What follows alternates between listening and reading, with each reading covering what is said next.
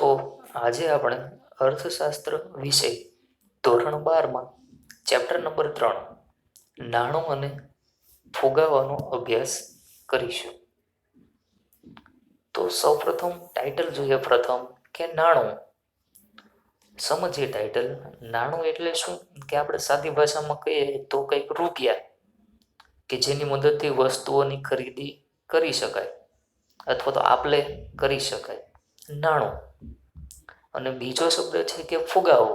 ફુગાવો એટલે શું કે સતત ભાવમાં થતો વધારો, કે જે આપણે આ ચેપ્ટરના અંતમાં અથવા તો બીજા ભાગમાં જોઈશું. તો આજે પ્રથમ ટાઇટલ સમજીએ કે નાણું. તો શરૂઆત કરીએ કે જ્યારે માનવીની જરૂરિયાત શું છે, અમર્યાદિત હોય છે. જરૂરિયાત કેવી છે? અમર્યાદિત. પરંતુ બધી જ જરૂરિયાતો તે જાતે પૂરી કરી શકતો નથી. માટે વ્યક્તિએ પરસ્પરના વિનિમય દ્વારા વસ્તુઓ તથા સેવાઓની આપલે કરવી પડે છે અને વધુમાં વધુ જરૂરિયાત સંતોષવાનો માનવી પ્રયત્ન કરે છે. પરંતુ વસ્તુ કે સેવા મેળવવા માટે શેની જરૂરિયાત રહે છે? નાણાંની. કે નાણાં વગર જરૂરિયાત સંતોષી શકાતી નથી. પરંતુ આપણા મનમાં એ પ્રશ્ન ઉદ્ભવે કે જ્યારે નાણાંની શોધ થઈ ન હતી તે પહેલા શું આર્થિક પ્રવૃત્તિઓ થતી હતી કે નહીં? બરોબર, કે નાણાંની શોધ થઈ ન હતી એ પહેલા કે શું આર્થિક પ્રવૃત્તિઓ થતી હતી? પ્રશ્ન ચિહ્ન. તો એનો એક જ જવાબ છે કે હા, કે આર્થિક પ્રવૃત્તિઓ થતી હતી. પરંતુ નાણું ન હતું તો કઈ રીતે આર્થિક પ્રવૃત્તિ થતી? તો એ સમયમાં એક પ્રથા અમલમાં હતી કે જેને શું કહેવાય છે? સાટા પ્રથા, અથવા તો એનું બીજું નામ શું છે? વસ્તુ વિનિમય પ્રથા. તો આ સાટા પ્રથામાં શું હતું કે વસ્તુના બદલામાં વસ્તુનો શું થતો હતો? વિનિમય. એટલે કે માનો કે કોઈ એક વ્યક્તિ છે, એની પાસે ઘઉં હોય અને એ વ્યક્તિને જો ચોખાની જરૂરિયાત હોય તો એ ઘઉં આપી અને બદલામાં શું મેળવે છે? ચોખા. તો આ એક પ્રકારનો વિનિમય જ થયો કે વસ્તુના બદલામાં વસ્તુની આપલે.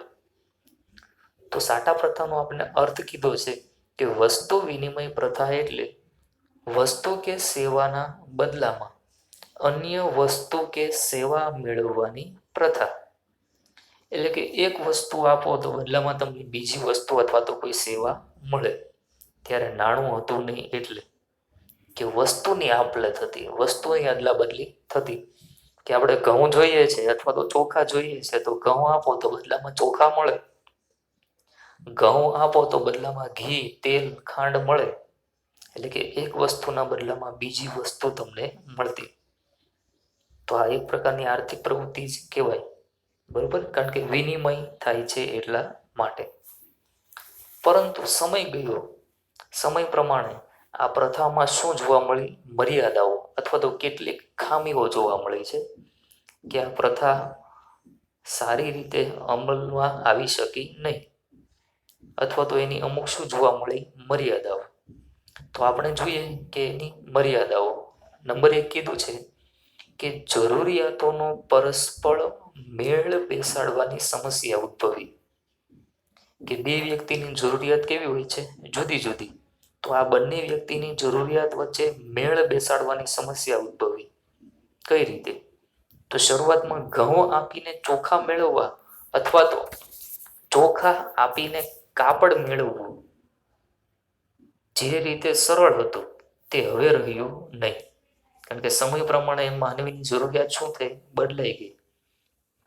કારણ કે જેમની પાસે ચોખા હતા તેને ઘઉંની જરૂર ન હતી, તેને ચોખાના બદલામાં કાપડની જરૂર હતી. અને જે વ્યક્તિ પાસે કાપડ હતું તેને ચોખાના બદલામાં નહીં, પરંતુ ઘીના બદલામાં કાપડ આપવું હતું. તો આ મોટામાં મોટી આ સમસ્યા ઉદ્ભવી. આમ વસ્તુ વિનિમય પ્રથામાં પરસ્પર મેળ બેસાડવાની એક શું ઉદ્ભવી? સમસ્યા. કે એક વ્યક્તિને કંઈક જરૂર હોય બીજી વસ્તુની, સામેવાળી વ્યક્તિને પણ કંઈક જરૂર હોય બીજી વસ્તુની, તો આ બંને વ્યક્તિની જે જરૂરિયાત છે એ પૂરી કરી શકાતી ન હતી. એટલે કે જરૂરિયાતો વચ્ચે મેળ બેસાડી શકાણો નહીં. તો એની સૌપ્રથમ શું બને છે? મર્યાદા. નંબર 2 જોઈએ કે મૂલ્યના સંગ્રહની મુશ્કેલી ઉદ્ભવી. મૂલ્ય, તો અહીંયા આપણે મૂલ્ય એટલે શું લેવાનું છે કે વિનિમય મૂલ્ય. કે સાટા પ્રથામાં શું થતો વિનિમય? કે વસ્તુનો જ થતો.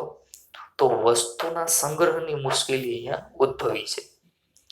તો ઘઉં છે, ચોખા છે, એને લાંબા સમય સુધી સાચવી અથવા તો એનો સંગ્રહ કરી શકાતો ન હતો. બરોબર? તો મૂલ્યનો સંગ્રહ થઈ શકતો ન હતો. કે ખેડૂત છે એ ઘઉંનું ઉત્પાદન કરે આખા વર્ષ દરમિયાન, અને ઘઉં પાકે અથવા તો ઘઉંનું ઉત્પાદન હાથ ઉપર આવે, એટલે કે ખેડૂત છે એ ઘઉં બજારમાં કોઈ વ્યક્તિને આપીને બદલામાં કાપડ લઈ લેતો, અથવા તો કાપડની ખરીદી કરતો, ચંપલની જરૂર હોય તો ચંપલ ખરીદી લેતો. પરંતુ સમસ્યા શું છે કે ભવિષ્યમાં માનો કે વર્તમાનમાં ખેડૂતે ઘઉંના બદલામાં ચંપલ કે કાપડ મેળવી લીધું, પરંતુ ભવિષ્યમાં જો માનો કે ફરીવાર કાપડની જરૂરિયાત ઉદ્ભવી, તો ખેડૂત પાસે જે ઘઉં છે એ લાંબો સમય સુધી ટકાવી શકાતા નથી. ઘઉં છે એ બગડી જાય, ખરાબ થઈ જાય, તો ખેડૂત પાસે ઘઉં રહે નહીં, બદલામાં તે વસ્તુ મેળવી શકતો નહીં. તો અહીંયા પ્રશ્ન શું છે કે મૂલ્યનો સંગ્રહ થઈ શકતો ન હતો. વ્યક્તિ મહેનત દ્વારા જે વસ્તુઓનું મોટા પાયે ઉત્પાદન કરતો, તો એના બદલામાં વ્યક્તિએ તત્કાળ એટલે કે વર્તમાનમાં જ વસ્તુ કે સેવા મેળવી લેવી પડતી હતી. ઘઉંનું ઉત્પાદન થાય એટલે કે ઘઉં હાલમાં જ બજારમાં કોઈ વ્યક્તિને આપે અને બદલામાં કંઈક નવી વસ્તુ મેળવી લેવી પડતી. પરંતુ ભવિષ્ય માટે આ વસ્તુ મેળવી શકાતી ન હતી, અથવા તો થોડી સમસ્યા ઉદ્ભવતી, કારણ કે એ મૂલ્યનો સંગ્રહ થઈ શકતો ન હતો એટલા માટે. બરોબર? પછી કીધું છે નંબર 3 કે મૂલ્ય માપનની મુશ્કેલી. તો મૂલ્ય તો વિનિમય મૂલ્ય, એના માપનની ઘણી સમસ્યા ઉદ્ભવી. કે જ્યારે ઘઉં સામે ચોખાનો વિનિમય કરવાનો હતો ત્યાં સુધી આ યોગ્ય હતું, પણ પરંતુ હવે વિનિમય દર ઘણો વધી ગયો. જેમ કે 1 મણ ઘઉં બરાબર 2 મણ ચોખા. આપણે જોઈ શકીએ છીએ 1 મણ ઘઉં બરાબર 2 મણ ચોખા મળે. 1 મણ ઘઉં આપો તો 2 મણ ચોખા પ્રાપ્ત થાય. પછી કીધું છે 1 મણ ઘઉં આપો તો એના બદલામાં 10 મીટર કાપડ મળતું, એક્ઝામ્પલ તરીકે. પછી 1 મણ ઘઉં આપો તો બદલામાં 1 કિલો ઘી મળતું. તો અહીંયા સમસ્યા શું છે કે 1 કિલો ઘી બરાબર કેટલું કાપડ? દેખાય છે કે અહીં આપણે એવું નહીં. તો આ વિનિમય દરનું લિસ્ટ ખૂબ જ લાંબુ હતું. તો આ મૂલ્યનું માપન કરવામાં શું ઉદ્ભવી? મુશ્કેલી. આ વિનિમય યાદ રાખવો પણ શું છે? અઘરી બાબત, કારણ કે યાદ રાખી શકાય નહીં. બરોબર? કે મૂલ્યના માપનમાં શું ઉદ્ભવેલી છે? મુશ્કેલી. તો આ એની શું હતી? મુખ્ય 3 મર્યાદા. તો હવે આપણે જોવાનું છે કે નાણાંનો ઉદ્ભવ અને વિકાસ. સાટા પ્રથા હતી, ઘણી મર્યાદા હતી, પરંતુ એ સમયમાં પણ વિનિમય થતો હતો. તો નાણાંનો ઉદ્ભવ જોવાનો છે આપણે, અને એનો વિકાસ. તો ઉદ્ભવ એટલે શું? કે નાણાંની શરૂઆત. અને બીજું ટાઇટલ શું છે? વિકાસ. એટલે કે નાણાંના સ્વરૂપમાં કેવા કેવા ફેરફારો આવ્યા, એનો અભ્યાસ કરીએ આપણે. તો સૌ પ્રથમ વસ્તુ વિનિમય પ્રથા જ્યારે અમલમાં હતી, એ સમયે મુખ્યત્વે વિનિમયના માધ્યમ તરીકે કેનો ઉપયોગ કરાતો? પશુઓનો. જેમ કે પાલતુ પ્રાણીઓ છે, ગાય, ભેંસ, ઘોડા જેવા પશુઓનો વિનિમયના માધ્યમ તરીકે શું થતો? ઉપયોગ. એટલે કે મૂલ્ય તરીકે એનો શું થતો ઉપયોગ, કે પશુઓને કિંમતી ગણવામાં આવતા, કે ખેડૂત છે એ આખો વર્ષ દરમિયાન અનાજનું ઉત્પાદન કરે અને અનાજ કોઈ વ્યક્તિને આપીને બદલામાં શું મેળવતા? પશુઓ. કારણ કે પશુને મિલકત સમજતા, કે જે વિનિમયના માધ્યમ તરીકે ઉપયોગમાં આવી શકે એટલા માટે. પરંતુ પશુઓની પણ કંઈક મર્યાદા છે, કે પશુ બીમાર પડે, મૃત્યુ પામે અને લાંબા સમય સુધી એને સાચવી શકાતું હતું નહીં.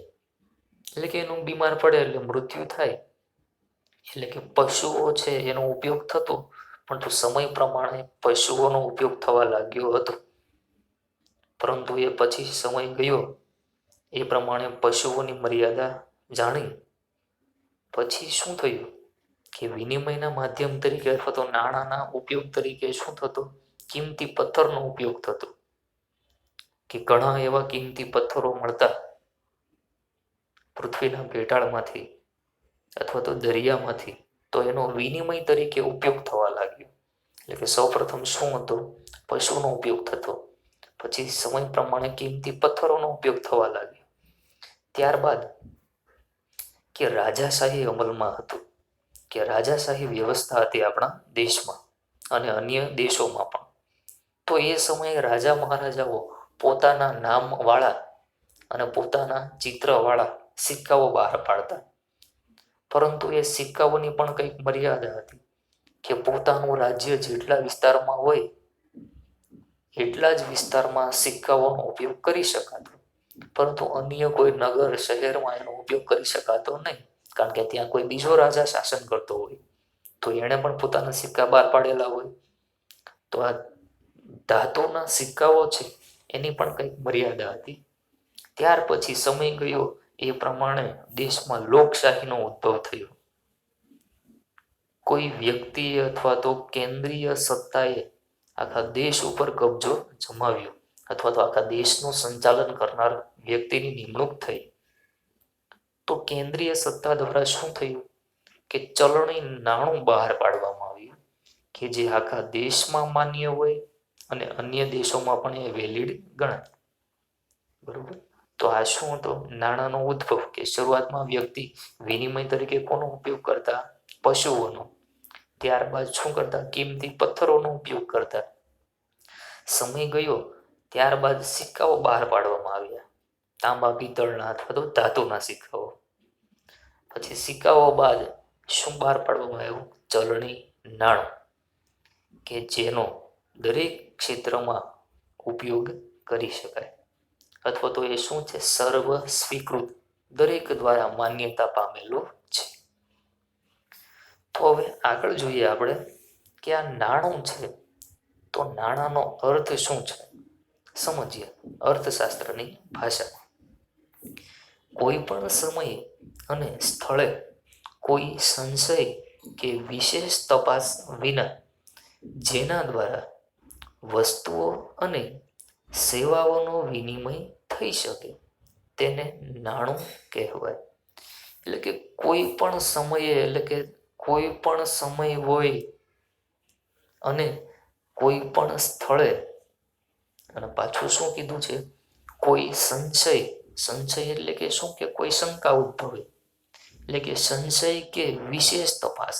વિશેષ તપાસ એટલે કે કોઈ ખાસ તપાસ અથવા તો ચકાસણી વિના જેના દ્વારા વસ્તુઓ કે સેવાઓનો વિનિમય થઈ શકે, કે એવું સાધન કે જેની મદદથી કોઈ પણ સમયે અને કોઈ પણ સ્થળે કોઈ પણ દેશમાં અથવા તો એક જ દેશના જુદા જુદા વિસ્તારોમાં કોઈ પણ શંકા વગર, એટલે કે સંશય વગર, અને વિશેષ એટલે કે ખાસ તપાસ કર્યા વગર વસ્તુઓનો વિનિમય થઈ શકતો હોય, તો એ સાધન છે, તો એ સાધનને શું કહેવાય છે? નાણું. એકદમ સરળ વ્યાખ્યા. અને આ વ્યાખ્યા કોણે આપેલી છે? પ્રોફેસર માર્શલે. હવે બીજી વ્યાખ્યા જોઈએ, કે વસ્તુઓ અને સેવાઓના બદલામાં જે સ્વીકૃત છે તે શું છે? નાણું. આવું કોણ કહે છે? રોબર્ટસન. કે વસ્તુઓ અને સેવાઓના બદલામાં જે સ્વીકૃત છે, એટલે કે સર્વ માન્ય છે, માન્યતા મેળવેલો છે, તો એ શું છે? નાણું.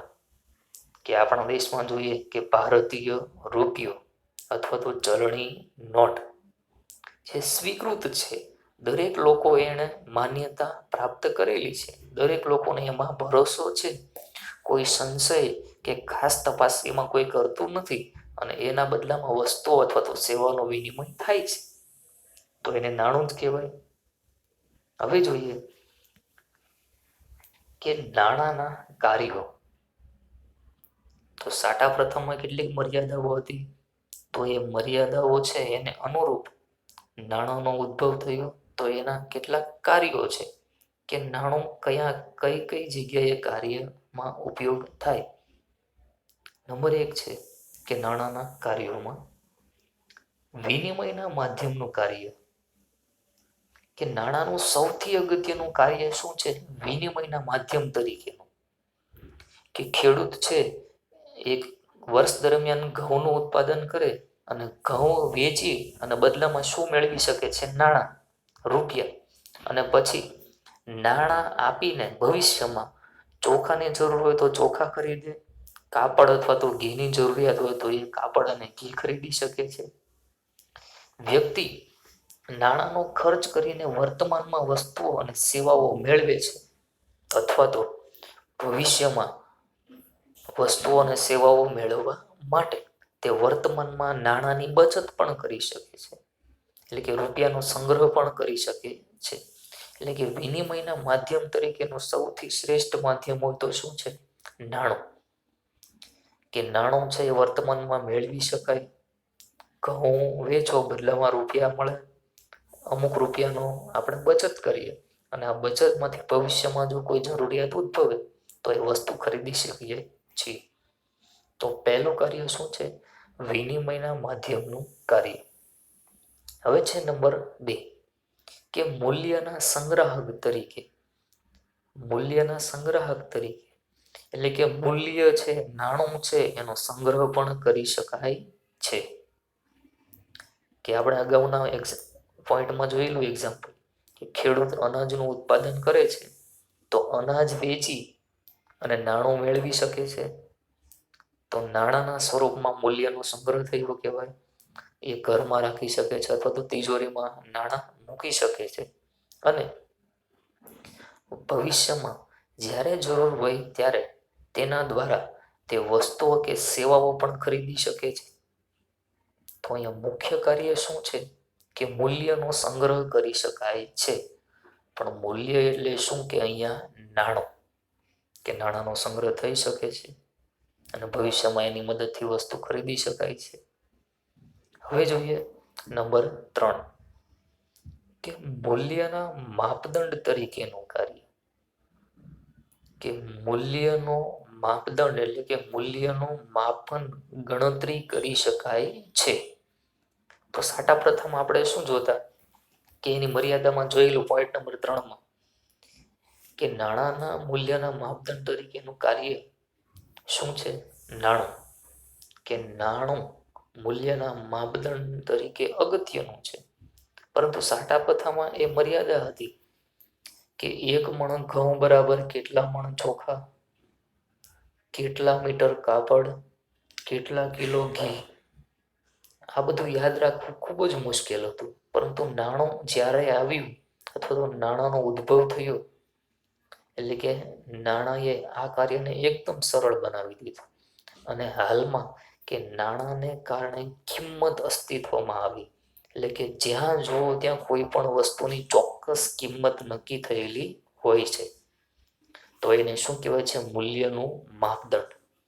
કે એની ગણતરી ચોક્કસ રીતે કરી શકાય છે. બરોબર. તો નાણાંના મૂલ્યનો આ અભ્યાસ સરળ બનાવે છે.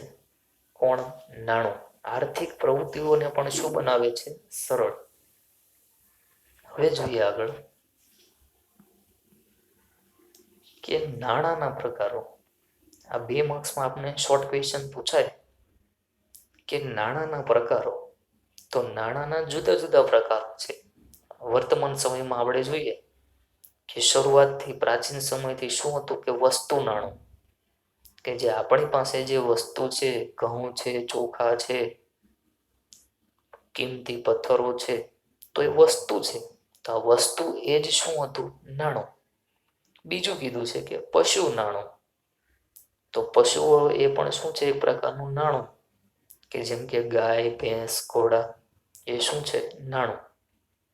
પછી ધાતુ નાણું, એટલે કે તાંબા, પિત્તળના જે સિક્કાઓ બનાવવામાં આવતા, અથવા તો જુદી જુદી ધાતુ હતી, એનું પણ કંઈક મૂલ્ય હતું, એટલે ધાતુ નાણું પણ હતું. તો એનો શું છે? એક પ્રકાર. પછી કીધું છે કે પ્લાસ્ટિક નાણું. પ્લાસ્ટિક નાણું એટલે કે વર્તમાન સમયમાં જોઈએ કે ક્રેડિટ કાર્ડ છે, ડેબિટ કાર્ડ છે, તો એ શું છે? પ્લાસ્ટિક નાણું, પ્લાસ્ટિક મની. અને પછી કીધું છે કે બેંક નાણું. બેંક નાણું એટલે શું? તો આપણે જે કહીએ છીએ કે ઈ મની, ઇલેક્ટ્રોનિક બેન્કિંગ અથવા તો ઇલેક્ટ્રોનિક મની, તો એ શું છે? ઈ મની, કે જે આપણા બેંકમાં જે રૂપિયા પડેલા હોય આપણા ખાતામાં, તો એક વ્યક્તિના ખાતામાંથી બીજા વ્યક્તિના ખાતામાં ટ્રાન્સફર કરીએ, બરોબર, તો ત્યાં ફક્ત આંકડાઓની જ ફેરફાર થાય છે, આંકડાઓ જ બદલે છે. આપણા ખાતામાંથી માઇનસ થશે, સામેવાળી વ્યક્તિના ખાતામાં પ્લસ થશે, બરોબર. તો એને આપણે જોઈ પણ શકતા નથી. ઈ મની અથવા તો અદ્રશ્ય મની, અથવા તો એને શું કહેવાય છે? બેંક નાણું, બરોબર. તો આ 6 પ્રકારો છે નાણાંના, કે વસ્તુ નાણું, પશુ નાણું, ધાતુ નાણું, કાગદી નાણું, પ્લાસ્ટિક નાણું અને બેંક નાણું, બરોબર. તો આજે આપણે ચેપ્ટરના પ્રથમ ટાઇટલનો અભ્યાસ કર્યો. હવે પછીના વિડીયોમાં આપણે ફુગાવા અંગેની સમજૂતી મેળવીશું. તો પ્રથમ ટાઇટલ આજે પૂર્ણ કરેલું, અને હવે ચેપ્ટરનું બીજું ટાઇટલ, કે જે હવે પછીના વિડીયોમાં આપણે એનો અભ્યાસ કરીશું. Thank you.